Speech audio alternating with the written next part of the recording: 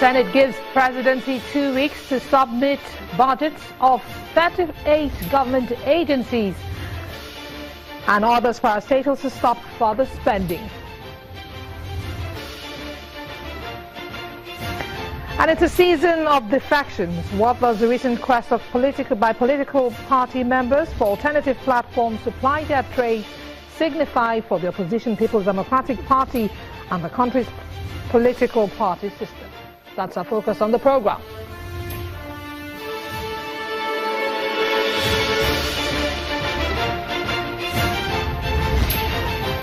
Many thanks for joining in, everyone. This is Politics Today, live on Channels Television.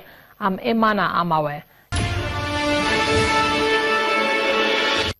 Many thanks for staying with us. Well, only yesterday at the House of Representatives, a lawmaker representing Plateau State dumped the People's Democratic Party for the ruling All Progressives Congress, and a mild drama ensued. Let's see what happened.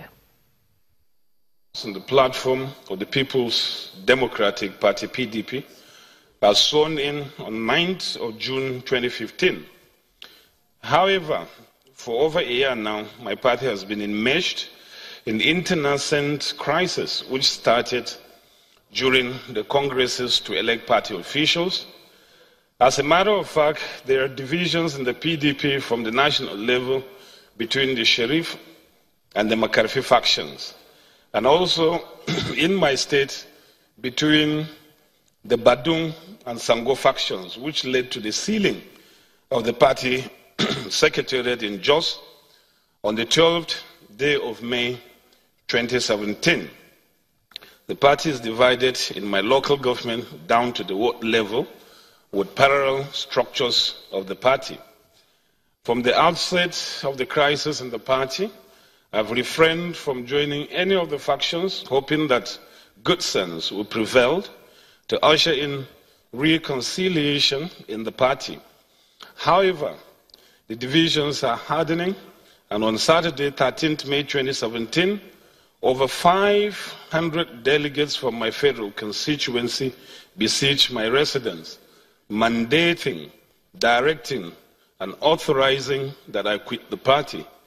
I'm left with no option but to appraise my membership of the party and go along with my constituents.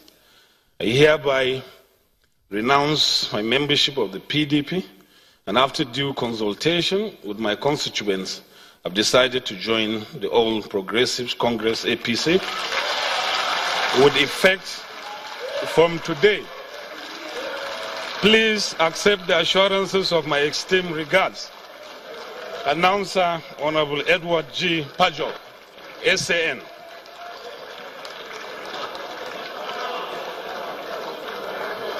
Well,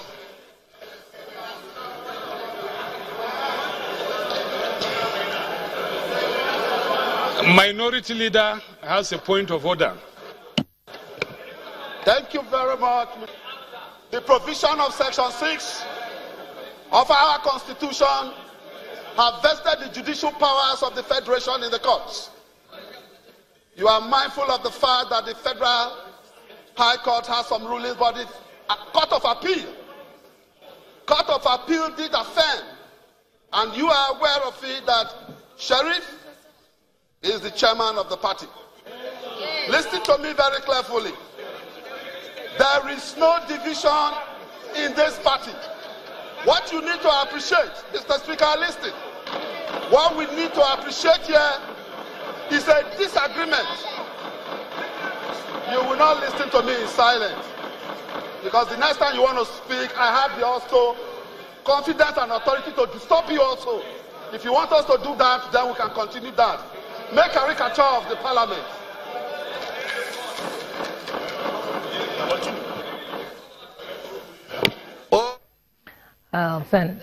Minority Leader of the House of Representatives, Honorable Leo Ogo, and the Speaker of the House of Representatives earlier on, Speaker Yakubu Dogara. To unravel some of the issues raised at plenary yesterday, a lawyer and a policy analyst, Curtis Adigba, joins the conversation. Thank you for joining. Thanks for having me. Politics Today. Mr. Adigba, the Minority Leader of the House went on to say that Honorable Pwajok's seat should be made vacant, that carpet crossing was unconstitutional. What does the law say exactly? These days, changing platforms seems to be the order of the day. Yeah. Well, unfortunately, we found ourselves in this kind of situation. But the position of the law is very clear. Section 68, 1G says that when a senator or a member of the House of Rep elected on the platform of a political party leaves that party, he ought to vacate his seat. However, there is a proviso that says if there is division within the political party, all right, or that political party upon which platform he was elected merges with another party, he can then leave that party. Now the question therefore is, what is the division within the party? And is there a division within the PDP right now? Now we had a case sometimes in 2014, which was the closest we got to resolving this issue. That was the time 22 senators elected on the platform of the PDP jumped ship and went to the APC, including the current Senate President, Bukola Saraki. And then in the House of Reps, we had 37 members, including the current Speaker, Yakubu Dogara. They all jumped ship. The PDP went to court, claiming that their seat ought to have been declared vacant on the ground that there was no crisis or division within the party. The lower court agreed with the PDP, all right? And then they also went to the Federal High Court, where Justice Ademola Adeniji heard that there was no division within the PDP, notwithstanding that 5 governors of that party and these numbers of senators and House of Reps had left the party. The matter went on appeal, like Leogo was saying, but here was the problem. The judge did not order that their seats be declared vacant. Rather, he said, look, they ought to have resigned their position. And so we had. But the Constitution says their seats should be made vacant. Yes, but if they can prove that there's a division, and right now, is there a division within the PDP? It's left for whoever. But back in the day, that case you cited definitely set the precedent. It set the precedent, but here's the problem. You see, there's also a moral problem here for the PDP, because they have also enjoyed people defecting from other political parties to their own party. Look at the case of Senator Patrick Osakwe in those days. Osakwe was elected on the PDP, on the platform of the PDP. He then lost the ticket to somebody else, and he jumped ship from the PDP to Accord Party. Won the election, got to the Senate, and then decamped or defected to the PDP. And there was no issue then. Look at Uche Ekunefi in the House of Reps then. You know, there's all kinds of cases. So many. There's so many cases, so many cases, even sitting governors who've left the party platform. The governors can leave. Okay, the governors can. Look, there's no provision for the governors to leave that says that a governor elected on the platform of a party cannot jump ship to another party. But it's specifically stated with respect to that of members of the National Assembly. That's where the problem is. So, what then constitutes a division? Is it when 2 people just disagree among themselves, or factions have emerged within the party? The issue of 2004 that I spoke about, you had 5 governors leaving the party. You had 37 House of Rep members leaving the same party. And then you had 22 senators quitting the party, all right? And you had 2 factions, because when they left the party, they formed a group called the New PDP. So you had 2 factions, and based on that, they argued that there was a division within the party. The court said no. Do I agree with the judgment? No.